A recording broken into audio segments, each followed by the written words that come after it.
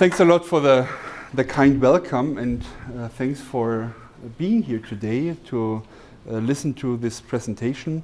I should probably start with, yes, I would like to be a good ambassador for the German Energiewende, but in the end I think probably I should say that these are my views, which are probably as for the views of the other members of this Energy Expert Committee, but I'm not sure whether there's a 100% overlap, so I should probably stay that in the beginning. What I would like to do today is I would like to talk about the state of the energy transformation, to give you a background about the developments that we have seen in Germany in the last 20 years, and as well some perspective on where we are heading. And this is, I think, very important because, as Frank has said, Germans try to put the name Energiewende as well in the English dictionary, so we should probably do it right and be successful in this. Otherwise, this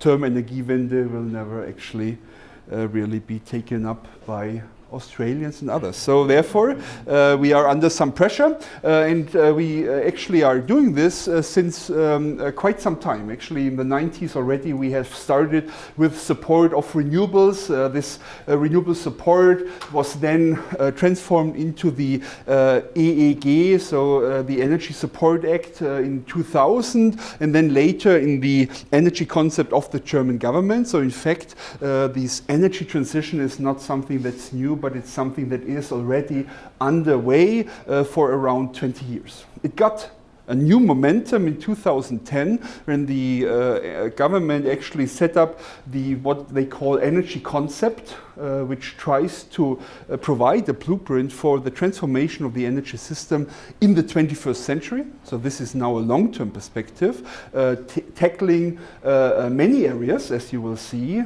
trying to provide a reliable, economically viable and environmentally sound energy system until 2050 and beyond. And then happened Fukushima, okay, with the decision to phase out nuclear power by 2022. That means, you know, this energy concept was even in place before Fukushima happened. But now with Fukushima, we have amended this energy concept now with the decision now to phase out nuclear. And in the energy concept, they as well decided that, you know, this transformation, this long-term transformation, needs some monitoring. And that was a good decision by the government because that initiated this whole monitoring process that I'm going to talk about today. No? So what we do is we are providing a report on the state of the energy transformation on a yearly basis. So the government by itself is taking stock of the achievement in different areas, and then we are commenting as an independent expert committee on these developments. And if you are looking for these reports, you can find here some references at the ministerial sites where you can actually enter or read our yearly publications. So the next one will be published on the 18th of November this year.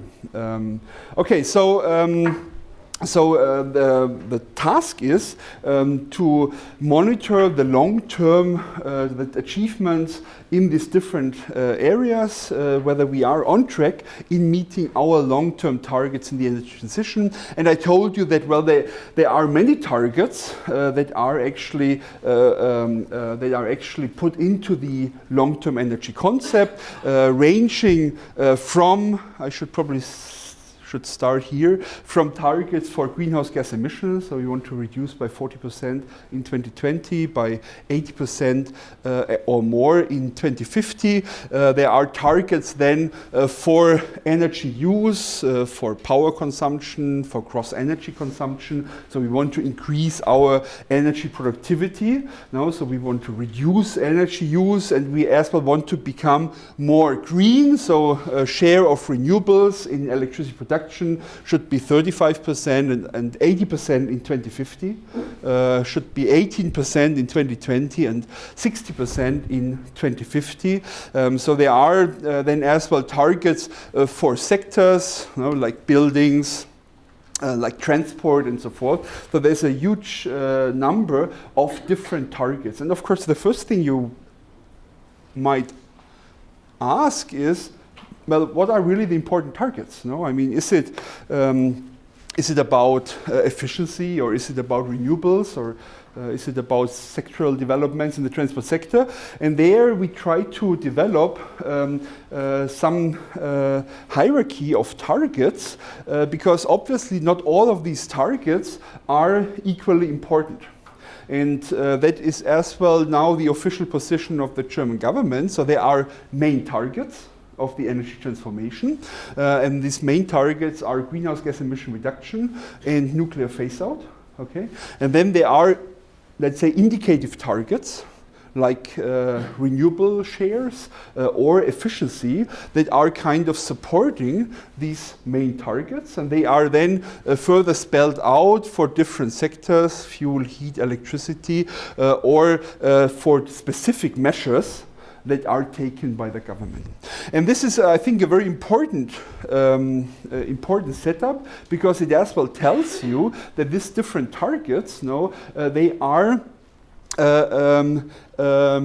they have to be seen in a broader perspective, which means that if you have a target, for example, for renewables in the heat sector, and you find out that reaching this target is too costly, or probably does not provide the environmental effect that you actually expected, or it's socially simply not acceptable, okay, then this doesn't mean that the energy transformation failed, but it means that you have to think about other possibilities to achieve these targets.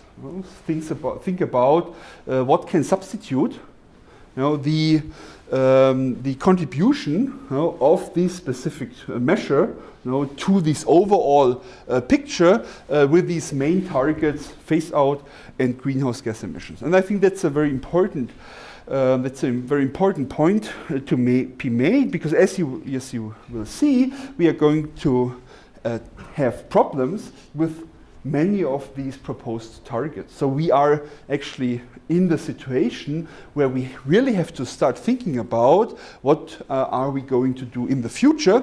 So if you look at the historical changes, and then as well what would be necessary to reach our targets, you can immediately grasp that there will be some problems. So for example, if you talk about greenhouse gas emissions, we have seen something like a bit more than 1% of decarbonization in the past. In order to achieve our 2020 target, we would need 3%. In order to achieve our 2050 target, we would need something like 4%. Okay? So obviously, the speed of decarbonization is not sufficient, and we might be missing as well our greenhouse gas target. The same is true if you look at some of these efficiency indicators, where you can see, well, the historical change in energy consumption is way below what we have foreseen in these energy concepts. So we need as well to increase, for example, changes in energy productivity or the efficiency in these different areas. The same is true for electricity consumption, which actually in the last years even increased and not fall, for example. And the productivity as such probably only achieves half of what we had in mind when designing this energy concept. Same is true then for many of the sectoral policies. So for example, in the transportation sector, we are as well seeing problems if we look in what happened in the last year. So there are some areas where we are not on track. There are other areas where we are actually on track. So, for example, if you look at the penetration of renewables, you will see that there we were pretty good, but in other areas we are actually not achieving our targets. As I said, the main target, greenhouse gas emission reduction, if you look at this, then you can see that in the past years emissions have actually increased in the German market. And not decreased. Actually, last year decreased, but the years before, you see that actually emissions have increased, mainly due to the heavy use of lignite in the electricity sector. So most of the CO2 emissions in the electricity sector are coming from soft coal.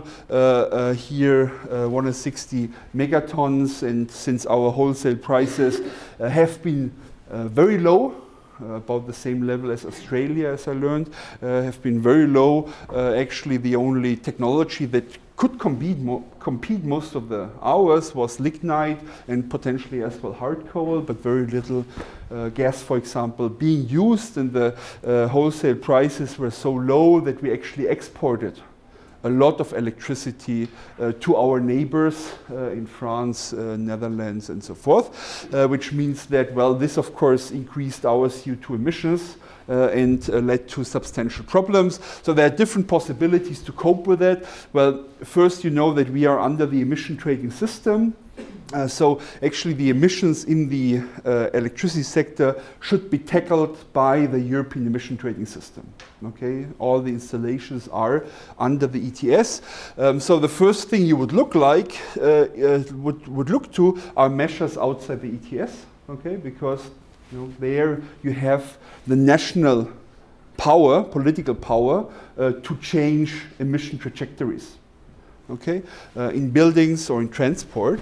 It turned out that many of these measures are very expensive and difficult to implement, so very little happened here on this side. You can as well strengthen the emission trading system. You know that at the moment the emission trading system produces prices of below 10 euro per ton of CO2. So this is one reason why electricity prices are lower than expected, and why we are having more emission than expected because of the price developments. So the Commission tries to address this by something of a market stability reserve. Question is whether this will be successful. We had a roundtable where the Commission made or the EU made the point that this will be successful. Probably not, because in the end, of course, it's running.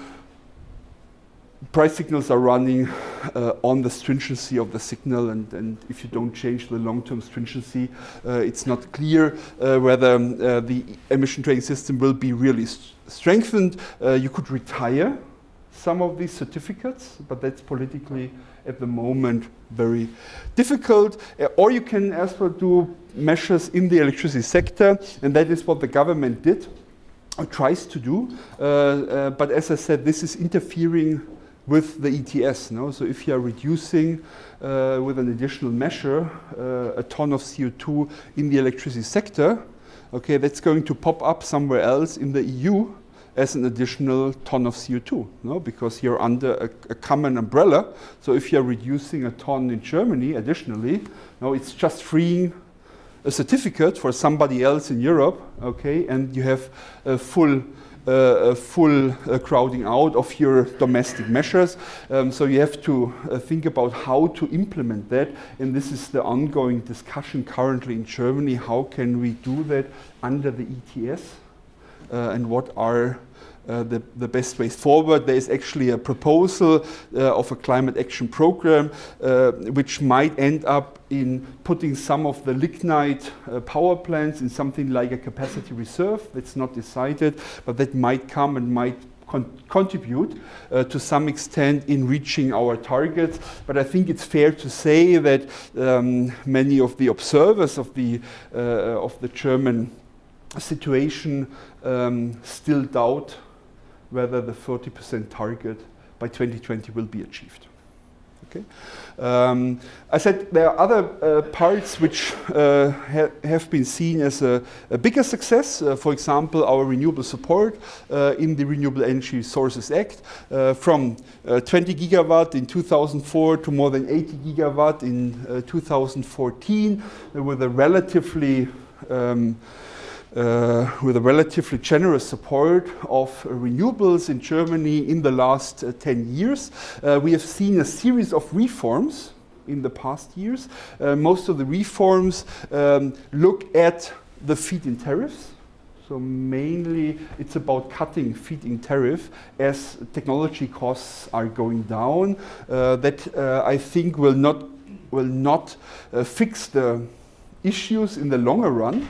In the longer run, I think the government has to think about new support schemes for renewables that are integrating renewables more in the market. That's at the moment not happening, so they are totally out of the market in this feed-in tariff system. They just get money out of the feed-in tariff system, but no integration in the market or feedback from the market. And as well, they will have to think about how to better develop this with the grids, because as you can see, most of these investments in renewables are actually happening in the north. I'm showing you here a map. This is wind speed in Germany. Okay, and this is nuclear power fleet in Germany. You see that, well, here these are the ones shut down immediately after Fukushima. Okay, so these are older reactors, 8 old reactors that gone out immediately. And the remaining reactors, as you can see, are still pretty heavy here, located in the south. Actually, I should say Grafenrheinfeld was closed 2 months ago. Forget about this one, okay? But still, a lot of them are in the south, and about 2/3 of the electricity demand is actually in the south. Okay, then if you look at wind speeds, it's relatively intuitive that most of the investments is actually happening in the north. Okay, and what is not mentioned here is, well, of course we have a lot of offshore wind development, which will be actually the main source or the main sink of money, for renewable development in the next years. That means we will have a lot of these developments here in the Baltic Sea and in the North Sea, and that means, well, we are going to face a lot of problems or a lot of potential congestion of our grids, bringing our electricity from the north to the south. And that's a problem because our transmission grid extension lags behind. I show you here, this is the target path of transmission grid development that was set up in 2009. So in setting up this longer term energy concept, this has been seen as the transmission extension in kilometers. So they think they need, in terms of transmission system extension, something like 1,800 kilometers of new transmissions.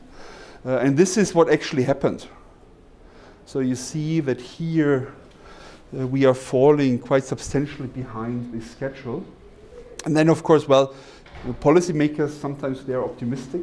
Okay, so you see we are going to make up by 2018 whatever happened, but probably as well you can be a little bit more skeptical now and thinking about, well, there is substantial resistance against many of these projects.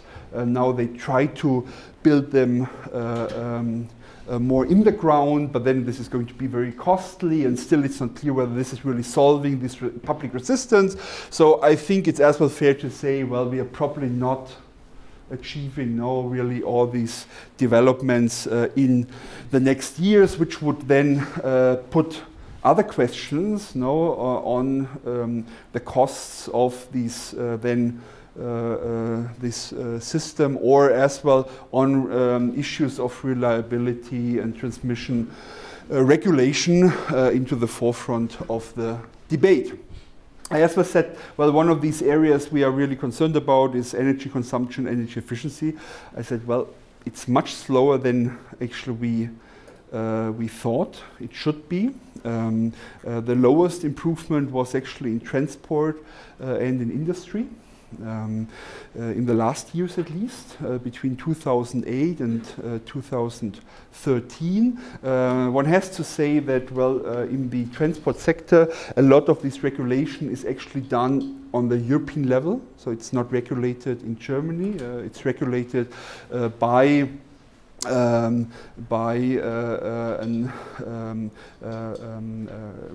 direct regulation of emissions for the car fleet that has been put on by the European Union, but it is showing relatively little success in terms of real improvement in primary energy consumption, because most of the reductions are actually made up by increases in kilometers traveled, by increases in car sizes and so forth.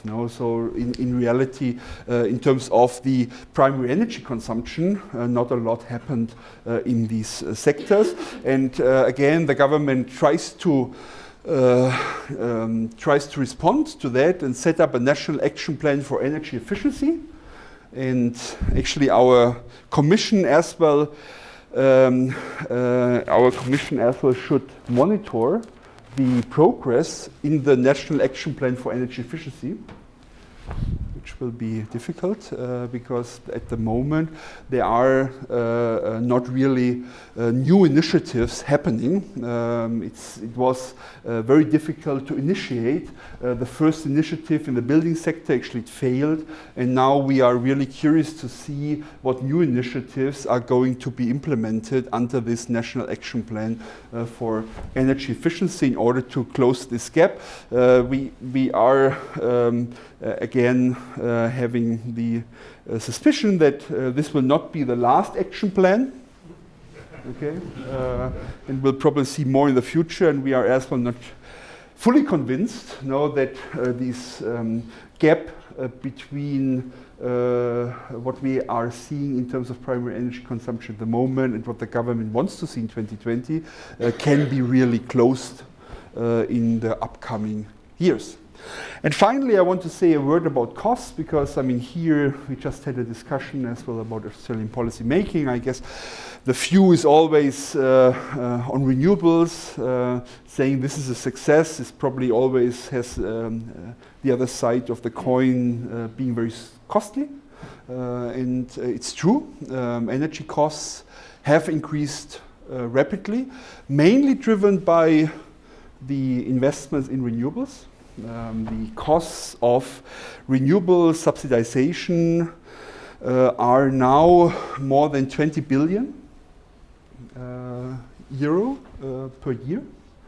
So we are on average giving out feed-in tariffs of around 19 cents per kilowatt hour, which is a large number if you compare it to our wholesale electricity prices, which are somewhere in between 3 and 4 cents per kilowatt hour. So this is substantial.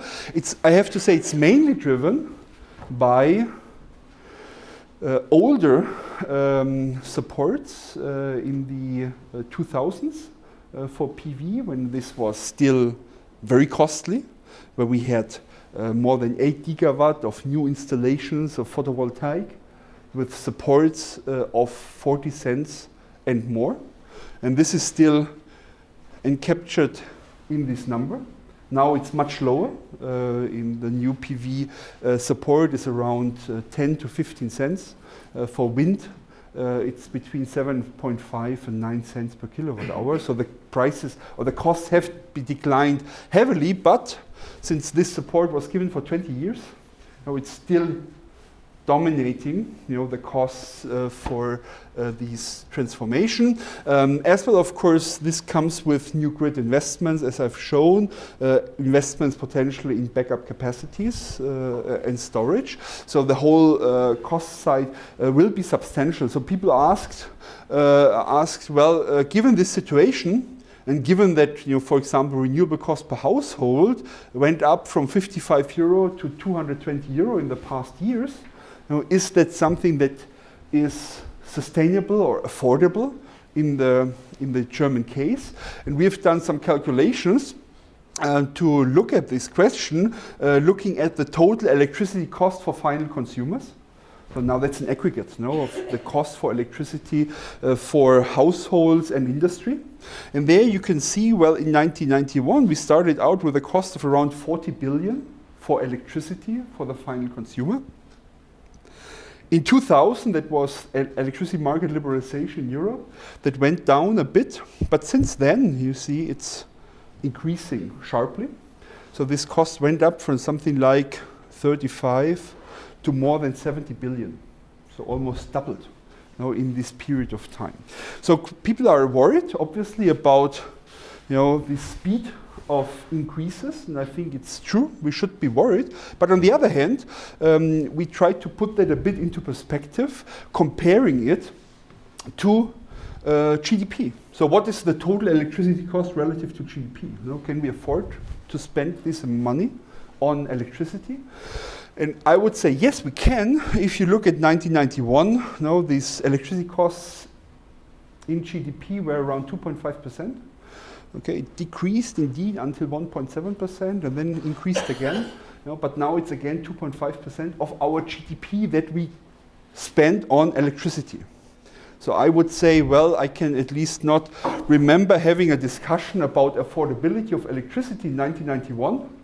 Okay, so I think yes, we can still afford it, but of course we have to make sure that these increases are not continuing. And I should as well say that, well, electricity costs are of course as well not the biggest share of costs for final users. So for example, if you look at the costs for heating as a share of GDP, these costs are higher if you look at the share for fuels in GDP as percentage of GDP, that is higher. Okay, so in terms of the total energy costs, electricity is actually relatively the smallest part even, but of course it's a part that's very much driven by political decisions, and therefore it's in the forefront of this discussion. Okay, so we think that, well, the costs are, well, still affordable in terms of the more macroeconomic view, but we see that these costs are channeled very unequally to the different consumers.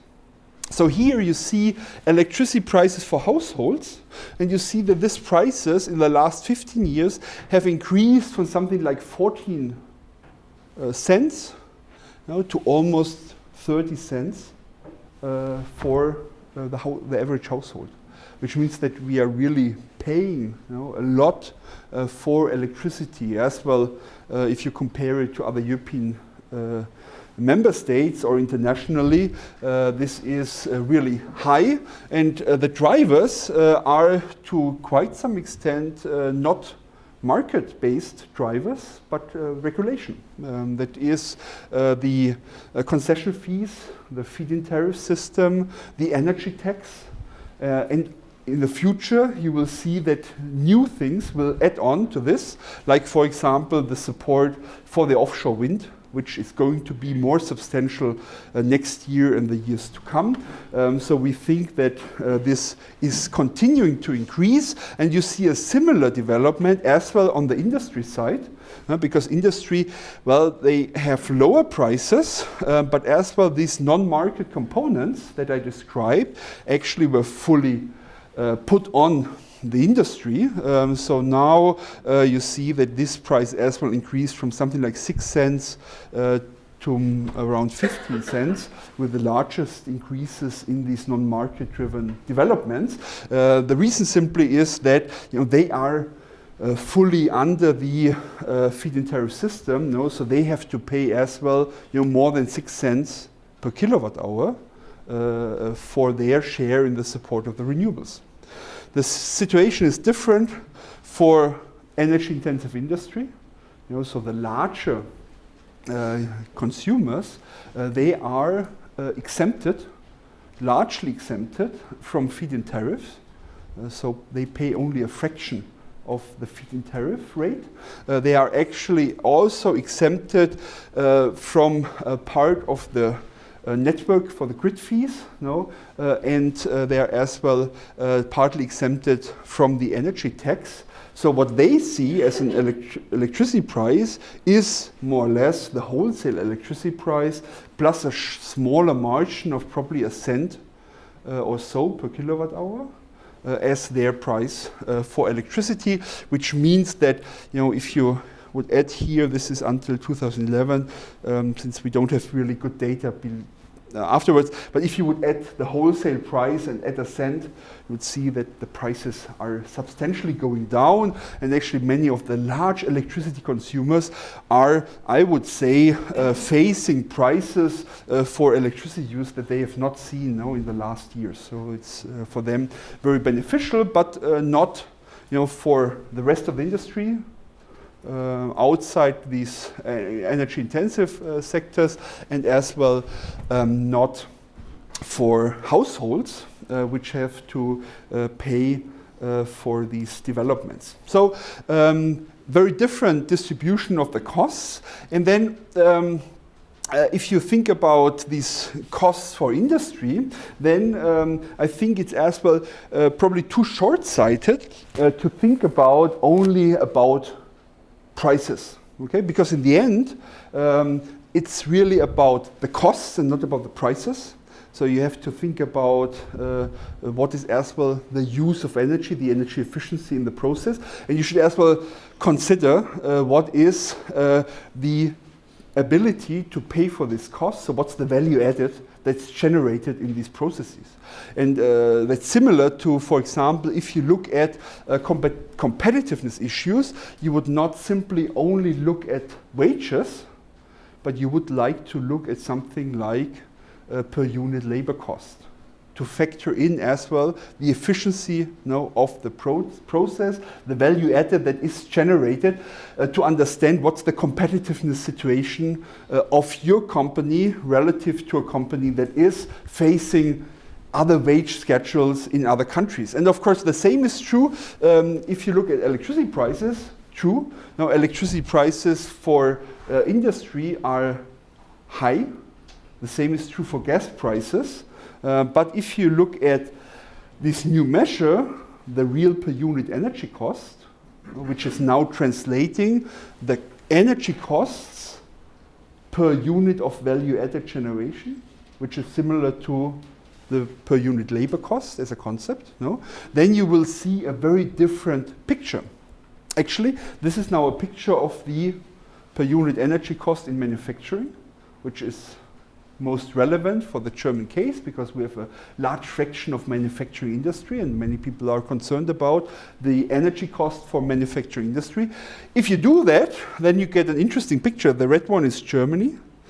Okay, so this is now energy cost per value added in manufacturing. And you can see actually that this energy costs per unit have gone down in the last years. And you can as well see that we are actually below the costs for our competitors, for example, Japan, for example, as well the EU 27 average. So we're doing better in a way. Well, that is energy prices times quantity, energy use, that's the cost part, divided by value added. Okay, so that's the percentage of energy cost in value added. Okay. And what's the highest one? It's China. Yeah, that's China, for example, which is as well interesting, but interesting to make this point. Well, they have, of course, lower electricity prices and lower gas prices. That's true.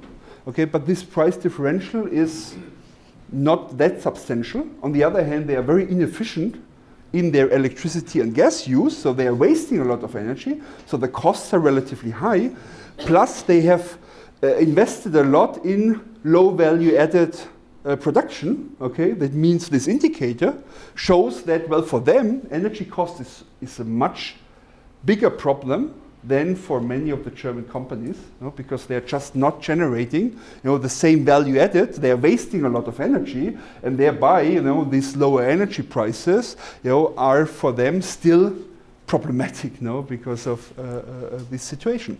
So this is to show the difference or this impact on the competitiveness of German manufacturing industry, which we would say, well, on average, the energy transformation or these increases in electricity and gas prices is not really fully factored into these competitiveness measures. It's not true, of course, for all of the industries. So now I have a list of all the different manufacturing sectors, and of course they are very diverse. Some of them, they will have these energy per unit costs that are very high. If you think about the chemical industry and so forth, others will have relatively low shares. So you cannot probably make this argument for each and every of these sectors. So therefore, it makes sense to have differential treatment of the sectors. But I think it's important to say that across the board, it's not true that, let's say, the competitive situation has substantially worsened in the German manufacturing sector. Actually, I have here a graph that is just making another point, which is, well, the development of gas and electricity are very different. Well, gas, that's not driven by policy. Okay, so if you're complaining about high gas prices, probably, well, it's difficult, because that is in a way not a political decision. That was a decision that is more or less linked to the shale gas boom in the US, which put us on some disadvantage here. So this is now doing the same, this energy per unit cost assessment for gas and oil in chemical sector, because chemical is one of these high cost sectors, where you can see indeed, in this arena, we are doing worse than, for example, the US and other states. But if you do it for electricity, you cannot substantiate that. Okay? And it makes perfect sense because these sectors are, on the one hand, participating from the lower wholesale prices, and they have exemptions from many of these additional regulations. So therefore, in terms of this energy per unit cost from electricity, they are actually in Germany, in the chemical sector, doing better than in many of the competitors states. So this is, I think, interesting to put in place a bit the discussion about the competitiveness impact of these electricity price increases, which, as I said, have to be analyzed a little bit more in detail before jumping into quick conclusions. And why was that the case? Why were we capable of reducing these costs? Well, because the German economy has been very innovative in the past. I'm showing you here just one indicator on innovation, invention. So these are patent counts for different states. So here you see the patent number for Germany increasing substantially over time. That's now the relative patents that are going to renewables and to energy efficiency. And the interesting first insight is, well, we are more leaning towards renewable patents and less investing in efficiency patents. So more patents are actually filed for renewables than for efficiency in the German case. Okay, and if you look at the absolute count, so Germany here is again the circle, which is this here. So also in absolute number, you see a large increase in the number of energy conservation patents and renewable energy patents. So this is just one count. That's an invention type of view. But if you as well go to more innovation-related indicators, you can see that indeed, a lot happened in the German economy, and that helped to lower the energy costs simply because we are much better in terms of energy efficiency, compared to our competitors. On average, the energy efficiency in the manufacturing sector even decreased from something like 3% to 2.5% over total costs. So this, of course, is related to these numbers on energy innovation, which is so important. Okay, so let me finish this presentation with some highlighting some of these issues and conclusions. So the first is, well, we still have a number of gaps that have to be addressed, specifically on climate-related issues and on energy efficiency-related issues. A lot of these policies are actually, or a lot of these gaps can be traced as well to European policy making. So one example being the EU emissions trading system, that is governing the emissions in the energy sector, not only in Germany but in the EU, which means that we are under this regulation, which is of course not directing emission reduction to a certain member state, but just happens wherever it's cheapest to reduce emissions. And that is obviously at odds with some of the member state targets, especially in Germany. We've as well seen that these policies, the renewable policies, are putting a lot of money in some very high-cost technologies that are delivering less electricity to the market. It's in this respect not efficient, and it as well does not use really market mechanisms for the support. So the investors in renewables, they don't have to consider market condition. They don't have to consider, the value of the electricity that is coming out of their renewable investment, and that has to be changed in a new market system. So in the German case, you can think of having two income streams, one from the wholesale market and another one that is the renewable support coming out of an auctioning system or coming out of an environmental premium that is given to the renewables. This is then not tackling our regional problems that I have described.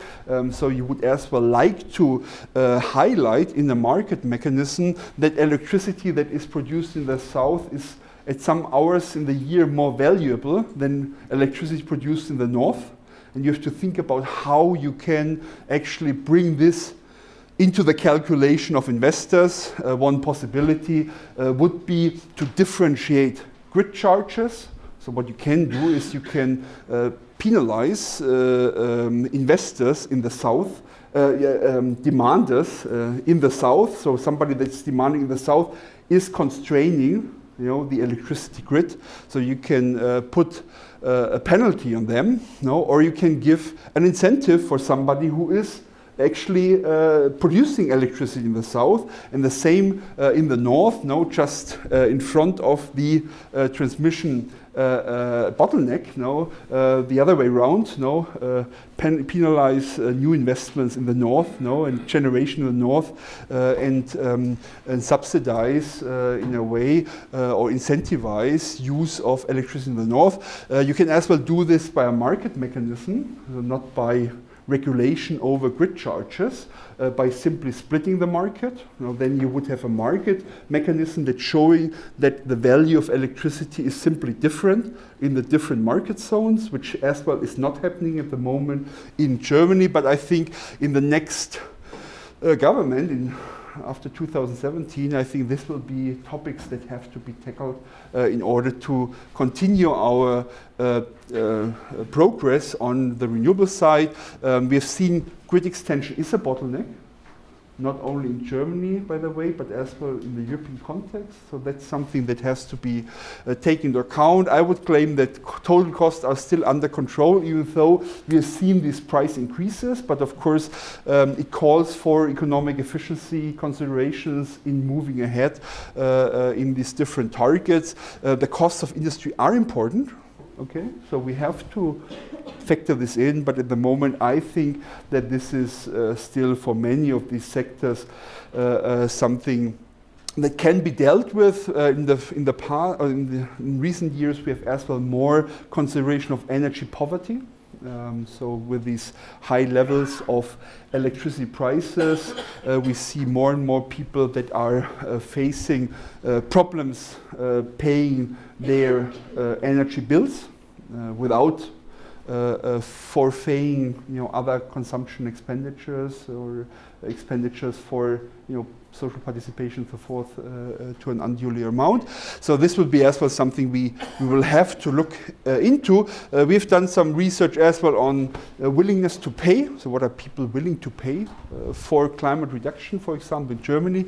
In this research, you find very low numbers for willingness to pay for climate protection. That's bad news. In a way, I would claim that, most of our journey is in front of us. Okay, so if the willingness to pay is low, we are going to face some substantial problems, as a lot of the costs are going to be faced in the future. So this has to be seen. And the last word on the European vision. And actually, I should not only say European vision is necessary. Well, European vision is necessary because we need more European approaches on CO2 reduction, on renewable support, on the internal market. But I should add, since I'm here in Australia, global vision is needed, okay? Because it's clear that, of course, the energy transformation needs a global setting as well. Even if you put yourself in the shoes of a German government official, in order to make this a success story, other countries have to follow. Otherwise, we have nobody interested in our nice energy efficiency solutions, into our nice renewable energy technologies. So it will not be an economic success. And if it's not an economic success, obviously it's going to fail. So therefore, I think it's really crucial that we have these global approaches, and I think it's sensible. If you look at, for example, the IPCC analysis, which tells us that we should have a joint effort in these policies, but it's as well, I think, a condition to make the German energy transformation an economic success. Okay.